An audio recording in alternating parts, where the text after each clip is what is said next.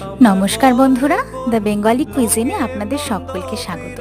চিকেনের একঘেয়ে রেসিপি খেতে আর ভালো লাগছিল না, তাই খুব সহজ পদ্ধতিতে আজকে মাটির হাঁড়িতে মুরগি রান্না করে ফেললাম। প্রথমেই চিকেনটাকে ভালো করে ধুয়ে পেঁয়াজ, আদা, রসুন, কাঁচা লঙ্কা, টমেটো, সামান্য পেঁয়াজ কুচি, সর্ষের তেল আর স্বাদমতো নুন, হলুদ, লঙ্কার গুঁড়ো দিয়ে ম্যারিনেট করে রাখতে হবে।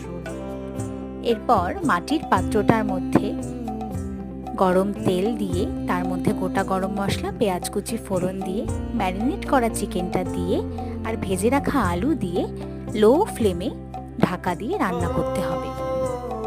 তেল ছেড়ে আসলেই তৈরি মাটির হাঁড়িতে মুরগি। গরম ভাতে অসাধারণ লাগে, খুব সুস্বাদু হয়। আপনারা একবার রান্না করে দেখবেন, দারুণ লাগবে।